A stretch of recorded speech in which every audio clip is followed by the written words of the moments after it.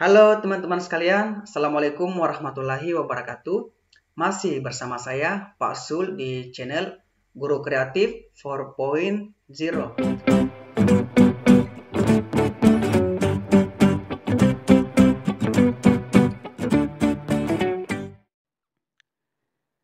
Oke, baik teman-teman, bismillahirrahmanirrahim. Untuk video kali ini Bapak Ibu, kami akan membahas modul ke-13, yakni perencanaan dan desain pembelajaran. Jadi teman-teman, modul ke-13 ini sangat penting teman-teman untuk kuasai karena ini menyangkut KI, KD, RPP, silabus dan sebagainya. Dan saya prediksikan teman-teman nanti banyak sekali soal pedagogik yang akan muncul mengenai perencanaan dan desain pembelajaran. Nah, teman-teman, sebelum kita lanjut ke materi, teman-teman silakan perhatikan 3 Permendikbud di bawah ini. Yang pertama ada Permendikbud nomor 37 tahun 2018 tentang KIKD, SD, SMP, dan SMA. Ini tentang perubahan atas Permendikbud nomor 24 tahun 2016. Kemudian ada Permendikbud nomor 22 tahun 2016 tentang standar proses pendidikan dasar dan menengah yang salah satu isinya membahas silabus dan RPP. Kemudian ada surat edaran dari Kemendikbud nomor 14 tahun 2019 tentang penyederhanaan RPP atau RPP 1 lembar. Nah, teman-teman, inilah acuan kita teman-teman dalam merencanakan dan mendesain pembelajaran kita di dalam kelas. Muncul pertanyaan seperti ini. Siapakah yang menyusun silabus? Guru atau Kemendikbud? Dalam pelaksanaan pembelajaran, apakah yang disediakan oleh Kemendikbud, KIKD atau silabus? Pertanyaan pertama teman-teman, siapakah yang menyusun silabus? Jawabannya adalah guru. Jawabannya adalah guru. Jadi teman-teman, jika teman-teman selama ini download silabus dari internet, nah silabus tersebut telah disusun oleh guru. Nah, pertanyaannya teman-teman, apakah teman-teman pahami komponen-komponen apa saja yang ada di silabus? Nah, mengenai silabus dan RPP teman-teman telah diatur oleh Permendikbud nomor 22 tahun 2016. Ingat, Kemendikbud hanya menyediakan tentang KI, KD, SD, SMP, dan SMA. Ini ada di Permendikbud nomor 37 tahun 2018. KI KD ini teman-teman ada sekitar 600 halaman lebih dan di dalamnya memuat KIKD, SD, SMP, dan SMA. Dari KIKD inilah baru dikembangkan yang namanya silabus, dan yang mengembangkan silabus adalah guru yang bersangkutan, bukan dari Kemendikbud. Nah, yang pertama teman-teman, kita akan bahas dulu Permendikbud nomor 37 tahun 2018 tentang KIKD, SD, SMP, dan SMA. Ingat bahwa tujuan kurikulum 2013 ini mencakup 4 kompetensi. Yang pertama, kompetensi sikap spiritual atau dikenal dengan KI1. Kemudian KI2, sikap sosial. KI3, pengetahuan. KI4, keterampilan. Keempat kompetensi ini dicapai melalui proses pembelajaran intrakurikuler, kokurikuler, atau ekstrakurikuler. Untuk KI1, sikap spiritual ini isinya adalah menghargai dan menghayati ajaran agama yang dianutnya. Sedangkan untuk sikap sosial, isinya adalah menunjukkan perilaku jujur, disiplin, tanggung jawab, peduli, santun, percaya diri dalam berinteraksi secara efektif dengan lingkungan sosial dalam jangkauan pergaulan dan keberadaannya. Nah, untuk KI1 teman-teman, KI1 ini spiritual dan KI2 sikap sosial ini dicapai melalui pembelajaran tidak langsung atau indirect teaching, yaitu keteladanan, pembiasaan, dan budaya sekolah yang memperhatikan karakteristik mata pelajaran serta kebutuhan dan kondisi siswa. Jadi KI1, KI2 ini tidak diajarkan secara langsung, dan inilah tujuan dari K13 teman-teman. KI1 sikap spiritual, KI2 sikap sosial, KI3 pengetahuan, dan KI4 keterampilan. KI1, K2 ini diajarkan secara indirect teaching, pembelajaran tidak langsung, sedangkan KI3 dan KI4 inilah yang ada KD-nya. Untuk KI3 teman-teman, isinya adalah memahami, menerapkan, menganalisis, pengetahuan faktual, konseptual, prosedural berdasarkan rasa ingin tahu tentang ilmu pengetahuan, teknologi, seni, budaya, dan humaniora dengan wawasan kemanusiaan, kebangsaan, kenegaraan, dan peradaban terkait penyebab fenomena dan kejadian, serta menerapkan pengetahuan prosedural pada bidang kajian yang spesifik sesuai dengan bakat dan minatnya untuk memecahkan masalah. Sedangkan KI 4 ini isinya keterampilan, dan KI 3 dan KI 4 ini teman-teman inilah yang ada KD-nya. Nah, di dalam permen tadi teman-teman inilah yang disediakan oleh Kemendikbud, KI dan KD. Nah, dari KI dan KD ini barulah kita membuat yang namanya silabus. Jadi yang membuat silabus itu adalah guru yang bersangkutan, guru masing-masing, bukan dari Kemendikbud. Nah, yang kedua teman-teman, kita akan bahas Permendikbud nomor 22 tahun 2016 tentang standar proses pendidikan dasar dan menengah yang memuat karakteristik pembelajaran, kemudian perencanaan dan desain pembelajaran, di antaranya ada silabus RPP, prinsip-prinsip penyusunan RPP. Yang ketiga, ada pelaksanaan pembelajaran, memuat kegiatan pendahuluan, inti dan penutup. Dan yang keempat ada penilaian, proses, dan hasil pembelajaran. Nah, yang pertama teman-teman, dan yang terakhir ada pengawasan proses pembelajaran. Nah, yang pertama kita akan bahas dulu silabus. Ini melalui Permendikbud nomor 22 tahun 2016. Silabus merupakan acuan penyusunan kerangka pembelajaran untuk setiap bahan kajian mata pelajaran. Nah, silabus ini digunakan sebagai acuan dalam pengembangan rencana pelaksanaan pembelajaran. Contoh silabus seperti ini, teman-teman.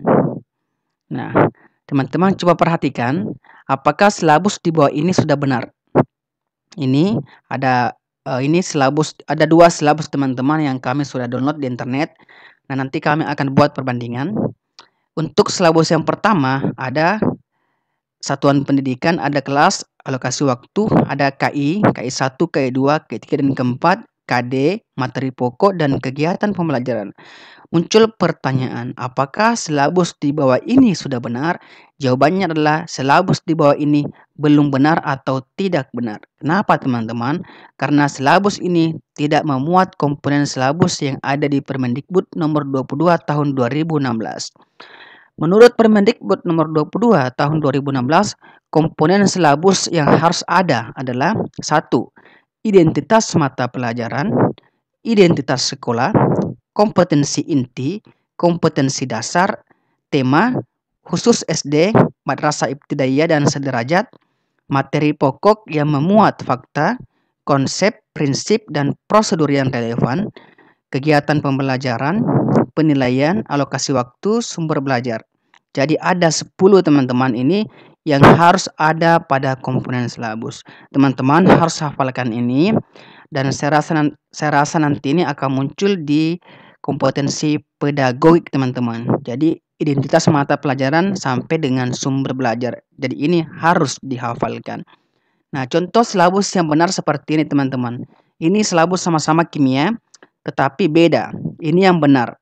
Tadi yang sebelumnya ini kurang lengkap komponennya. Sekarang sudah lengkap. Ada identitas satuan pendidikan, mata pelajaran, ada alokasi waktu, ada KI, ada KD, ada materi pokok, ada kegiatan pembelajaran, ada penilaian, ada alokasi waktu, dan ada sumber belajar. Jadi ada 10 komponen silabus yang harus ada dalam membuat silabus. Kemudian yang kedua teman-teman tentang RPP, ini menurut Permendikbud nomor 22 tahun 2016. RPP adalah rencana kegiatan pembelajaran tatap muka untuk satu pertemuan atau lebih. RPP ini dikembangkan dari silabus untuk mengarahkan kegiatan pembelajaran peserta didik dalam upaya mencapai KD. Jadi teman-teman, KI dan KD dulu yang disediakan oleh Kemendikbud. Kemudian dari KI dan KD itu kita membuat silabus, kemudian dari silabus itu kita bisa mengembangkan yang namanya RPP. Jadi setiap pendidik pada satuan pendidikan berkewajiban menyusun RPP secara lengkap dan sistematis agar pembelajaran berlangsung secara interaktif, inspiratif, menyenangkan, menantang, efisien, memotivasi peserta didik untuk berpartisipasi aktif, serta memberikan ruang yang cukup bagi prakarya, kreativitas, dan kemandirian sosial, sesuai dengan bakat, minat, dan perkembangan fisik secara psikologis peserta didik. RPP ini disusun berdasarkan KD dan subtema yang dilaksanakan 1 kali pertemuan atau lebih. Nah, teman-teman diharapkan karena RPP ini sifatnya wajib, teman-teman diharapkan dapat membuat RPP ketika teman-teman ingin mengajar. Ini merupakan kewajiban bagi kita setiap guru. Dan semoga nanti teman-teman ketika teman-teman selesai mengikuti bimbingan belajar ini, teman-teman sudah bisa membuat yang namanya RPP. Sudah tidak mengadopsi lagi RPP dari internet. Komponen yang harus ada pada RPP diantaranya identitas sekolah, kemudian identitas mata pelajaran atau tema atau subtema, kelas atau semester, materi pokok, alokasi waktu, tujuan pembelajaran, KD dan IPK, materi pembelajaran tentang fakta, konsep dan prosedural, metode pembelajaran, media pembelajaran, sumber belajar, langkah-langkah pembelajaran, dan penilaian hasil pembelajaran. Jadi ingat teman-teman, ada 13 komponen yang harus ada pada RPP. Jika tadi silabus ada 10 komponennya, nah sekarang di RPP ini harus ada 13 komponen yang harus ada di dalamnya. Sehingga jika muncul pertanyaan seperti ini, apa yang membedakan silabus dan RPP? Jadi silabus itu disusun berdasarkan KI dan KD yang telah disediakan oleh Kemendikbud. Sedangkan RPP disusun berdasarkan silabus yang telah dikembangkan oleh guru. Silabus dibuat oleh guru dan RPP juga dibuat oleh guru masing-masing. Prinsip-prinsip penyusunan RPP teman-teman. Yang pertama, 1. Dalam membuat RPP kita harus tahu perbedaan individual peserta didik yang kita ajar. Di antaranya kemampuan awal, tingkat intelektual, bakat, potensi, minat, motivasi belajar, kemampuan sosial, emosi, gaya belajar, kebutuhan khusus, kecepatan belajar, latar belakang budaya, norma, nilai, atau lingkungan peserta didik. Kemudian kita harus tahu partisipasi aktif peserta didik. Dan ingat, RPP yang kita buat ini harus berpusat pada peserta didik untuk mendorong semangat belajar, motivasi, minat, kreativitas, inisiatif, inspirasi, inovasi, dan kemandirian. RPP ini juga harus ada pengembangan budaya membaca dan menulis yang dirancang untuk mengembangkan kegemaran membaca, pemahaman beragam bacaan, dan berekspresi dalam berbagai bentuk tulisan. Kemudian harus ada pemberian umpan balik dan tindak lanjut RPP yang memuat rancangan program pemberian umpan balik positif seperti penguatan, pengayaan, dan remedi. Dan harus ada penekanan pada keterkaitan antara KD, materi pembelajaran, kegiatan pembelajaran, IPK, penilaian, dan sumber belajar dalam satu keutuhan pengalaman belajar. Yang terakhir, harus mengakomodasi pembelajaran tematik terpadu, keterpaduan lintas mata pelajaran, lintas aspek belajar, dan keragaman budaya. Jadi teman-teman ada 7 prinsip penyusunan dalam sebuah RPP. Dan yang terakhir ada penerapan teknologi TIK secara terintegrasi, sistematis, dan efektif sesuai dengan situasi dan kondisi. Ralat ada 8 teman-teman prinsip penyusunan dalam sebuah RPP. Nah, teman-teman, dari beberapa komponen RPP yang menurut kami penting untuk teman-teman kuasai adalah IPK, tentang indikator pencapaian kompetensi. Nah, IPK ini adalah perilaku yang dapat diukur atau diobservasi untuk menunjukkan ketercapaian KD tertentu. IPK ini menjadi acuan penilaian mata pelajaran. IPK disusun oleh guru dengan merujuk kepada KD. Jadi teman-teman tadi KI dan KD dulu, kemudian dari KI KD itu kita kembangkan yang namanya silabus. Dari silabus ini kita membuat RPP. Di dalam RPP ini harus ada KI dan KD. Setelah ada KI dan KD, barulah kita bisa menurunkan yang namanya IPK.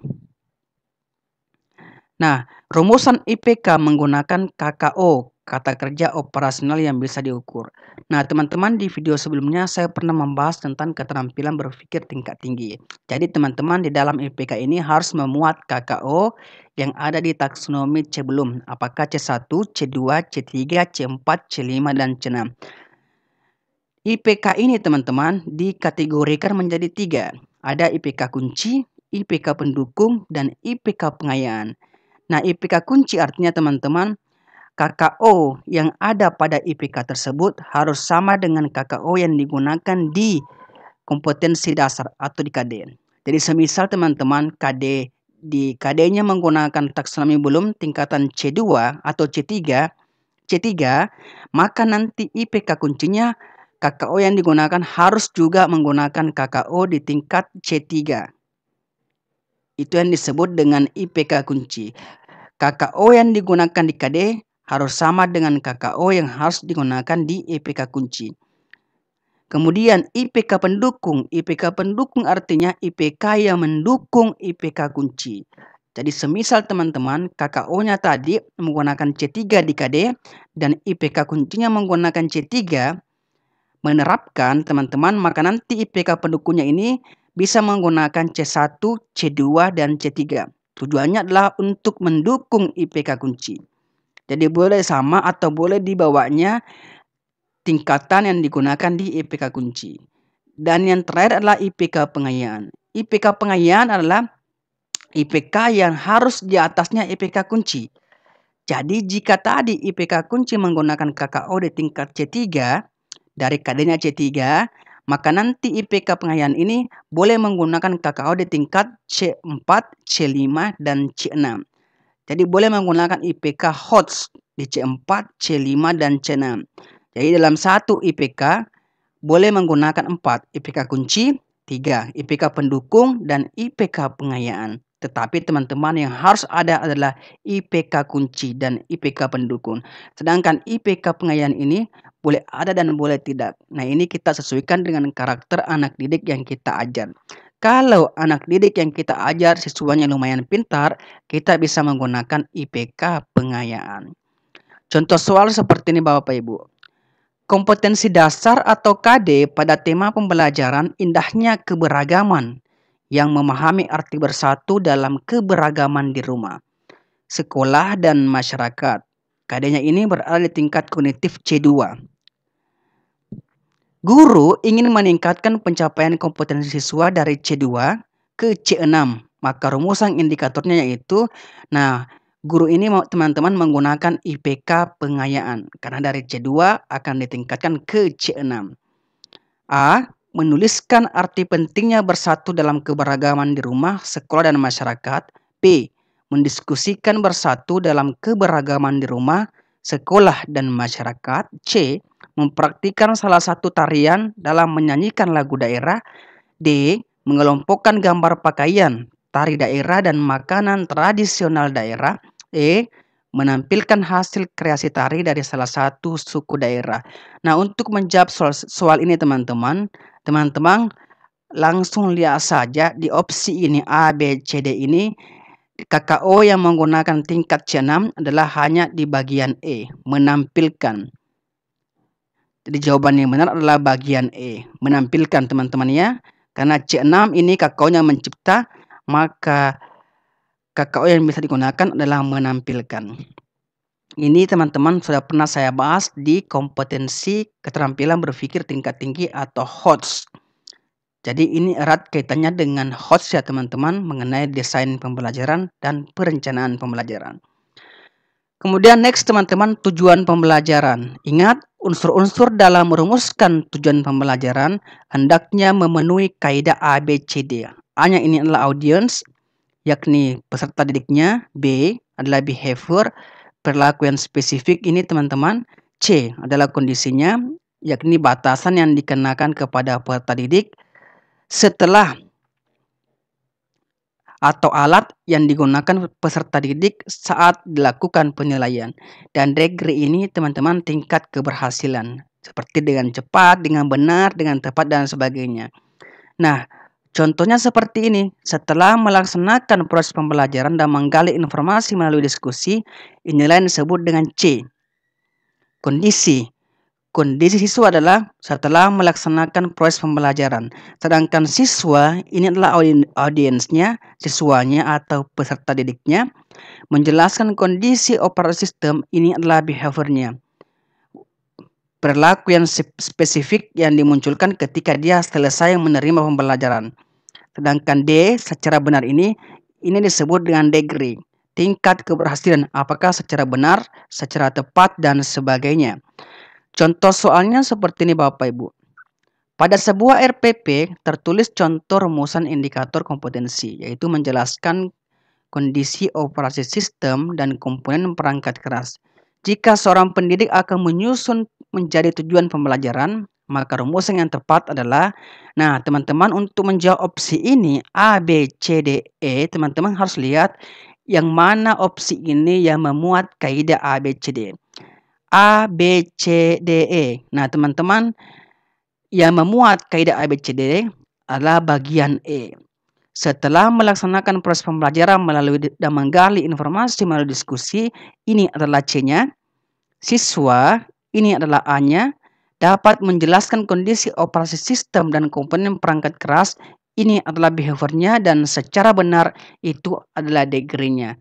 Jadi, yang paling lengkap di antara semua opsi jawaban adalah bagian B, yang memuat kaidah A, B, C, D. Next, teman-teman, tentang pelaksanaan pembelajaran. Dalam pelaksanaan pembelajaran yang ada di RPP, teman-teman, ada kegiatan pendahuluan, kegiatan inti, dan kegiatan penutup. Kegiatan pendahuluan, ingat bahwa di dalam kegiatan pendahuluan, guru wajib.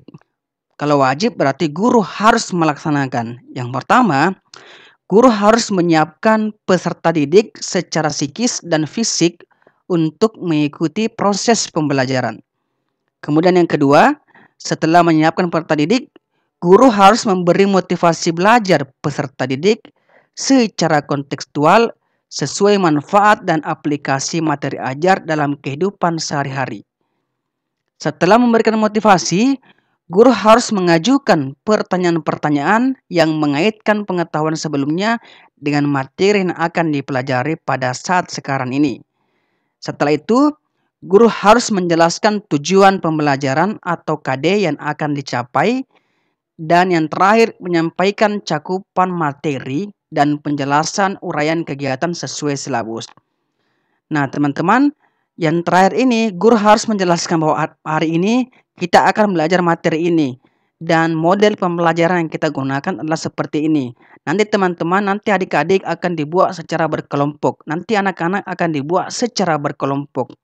Nah, ini semua berada di kegiatan pendahuluan. Yang pertama teman-teman, siapkan anak-anak, kemudian berikan motivasi, kemudian ajukan pertanyaan-pertanyaan yang menghubungkan materi sebelumnya dengan materi yang sekarang. Teman-teman ingat, jelaskan tujuan pembelajaran yang ingin kita capai, dan yang terakhir menyampaikan cakupan materi secara umum dan menjelaskan kegiatan apa nanti akan kita laksanakan. Jadi ini wajib dilaksanakan oleh guru di kegiatan pendahuluan. Sehingga nanti teman-teman ketika ada soal seperti ini yang muncul, teman-teman tahu bahwa ini adalah kegiatan pendahuluan, ini adalah kegiatan inti, dan ini adalah kegiatan penutup. Untuk kegiatan inti teman-teman, kegiatan inti menggunakan model pembelajaran. Jadi model pembelajaran yang kita gunakan ini berada di kegiatan inti.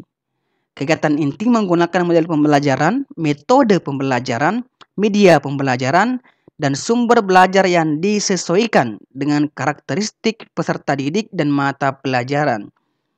Pemilihan pendekatan tematik atau tematik terpadu atau saintifik atau inquiry, dan penyingkapan atau discovery atau pembelajaran yang menghasilkan karya berbasis pemecahan masalah disesuaikan dengan karakteristik kompetensi dan jenjang pendidikan.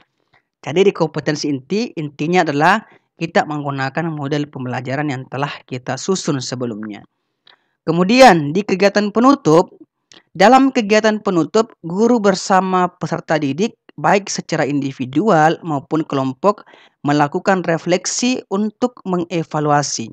Yang pertama, seluruh rangkaian aktivitas pembelajaran dan hasil-hasil yang diperoleh ini untuk selanjutnya secara bersama menemukan manfaat langsung maupun tidak langsung dari hasil pembelajaran yang telah berlangsung. Jadi Bapak Ibu, contohnya dalam kelas adalah setelah kita melaksanakan pembelajaran, sebagai penutup kita bertanya kepada siswa, anak-anak, kesimpulan yang kita dapatkan pada hari ini adalah seperti ini. Nah, anak-anak, apakah ada yang tahu apa manfaat yang dapat kita petik setelah kita mempelajari materi ini? Nah, itu yang disebut dengan evaluasi aktivitas pembelajaran. Setelah itu nanti teman-teman memberikan umpan balik terhadap proses dan hasil pembelajaran. Baik anak-anak sekalian, bagaimana pembelajaran pada hari ini? Menyenangkan atau tidak? Nah, teman-teman nanti bisa mengeringkan secari kertas kepada anak-anak, tulis menyenangkan ya atau tidak. Nah, itu sebagai bahan evaluasi kita kepada materi kita, teman-teman. Apakah materi yang kita ajarkan ini, apakah kegiatan pembelajaran yang kita lakukan pada hari ini menyenangkan atau tidak bagi anak-anak. Yang ketiga, teman-teman, kita harus melakukan kegiatan tindak lanjut dalam bentuk pemberian tugas, baik tugas individual maupun kelompok. Kemudian kita harus menginformasikan rencana kegiatan pembelajaran untuk pertemuan berikutnya. Jadi ada 4 di kegiatan penutup. Tadi di kegiatan pendahuluan ada 5 yang harus dilaksanakan oleh guru. Di kegiatan inti ada 1, yakni model pembelajaran kita terapkan di situ, dan kegiatan penutup ada 4 yang harus kita laksanakan. Sehingga nanti teman-teman contoh soalnya seperti ini akan muncul seperti ini. Di bawah ini yang merupakan kegiatan inti pada pelaksanaan pembelajaran adalah A. Memberi motivasi belajar peserta didik. B. Mengajukan pertanyaan-pertanyaan yang mengaitkan pengetahuan sebelumnya dengan materi yang akan dipelajari. C. Menjelaskan tujuan pembelajaran. D. Menyampaikan cakupan materi. Dan E. Menggunakan model pembelajaran yang sesuai dengan karakter siswa. Nah, teman-teman, jika teman-teman tidak skip videonya, maka jelas kegiatan inti di sini adalah menggunakan model pembelajaran. Sehingga jawaban yang benar adalah bagian E. A, B, C, D ini merupakan kegiatan pendahuluan. Oke, jelas ya teman-teman? Next teman-teman, ini tentang surat edaran Kemendikbud nomor 14 tahun 2019 tentang penyederhanaan RPP. Jadi jika sebelumnya teman-teman yang saya bahas adalah RPP yang banyak halaman itu, nah sekarang ada penyederhanaan RPP atau dikenal dengan istilah RPP 1 lembar. Penyusunan RPP dilakukan dengan prinsip efisien, efektif, dan berorientasi pada murid. Ingat bahwa dari ke-13 komponen RPP yang sebelumnya saya jelaskan teman-teman, yang diatur oleh Permendikbud nomor 22 tahun 2016 ini, maka teman-teman ini yang menjadi kompetensi inti dalam RPP 1 lembar adalah tujuan pembelajaran, langkah-langkah pembelajaran, dan penilaian pembelajaran. Ingat, tujuan pembelajaran, langkah-langkah pembelajaran, dan penilaian pembelajaran. Nah, ini wajib dilaksanakan oleh guru, sedangkan komponen lainnya ini hanya bersifat pelengkap. Jadi di dalam RPP 1 lembar hanya ada 3 yang wajib, tujuan pembelajaran, langkah-langkah pembelajaran, dan penilaian pembelajaran. Nah, untuk RPP 1 lembar ini teman-teman, ini bisa disusun oleh guru masing-masing dan bisa juga disusun oleh MGMP masing-masing, baik secara mandiri maupun secara kelompok. Jadi contoh RPP 1 lembar seperti ini, teman-teman. Ada tujuan pembelajaran, ada kegiatan pembelajaran, dan ada penilaian. Dan ini merupakan komponen yang wajib pada RPP 1 lembar. Sedangkan KI, KD, indikator, alokasi waktu, sumber belajar itu hanya bersikap sebagai pelengkap. Yang intinya adalah tujuan pembelajaran, kegiatan pembelajaran, dan kegiatan penutup. Contoh soalnya seperti ini Bapak Ibu. Di bawah ini merupakan komponen inti atau komponen yang harus ada pada RPP 1 lembar adalah A. Identitas sekolah, B. Kompetensi inti, C. KD, D. Indikator, dan E. Tujuan pembelajaran. Nah, jika teman-teman tidak skip videonya, maka teman-teman bisa menemukan jawaban yang benar adalah bagian E. Sedangkan karena A, B, C, D ini hanya bersifat sebagai pelengkap. Oke. Baik teman-teman, untuk video kali ini cukup sekian dari saya. Semoga apa yang saya jelaskan kepada Bapak Ibu semuanya ini bermanfaat bagi saya dan Bapak Ibu semuanya dan semoga berkah. Terima kasih. Wassalamualaikum warahmatullahi wabarakatuh.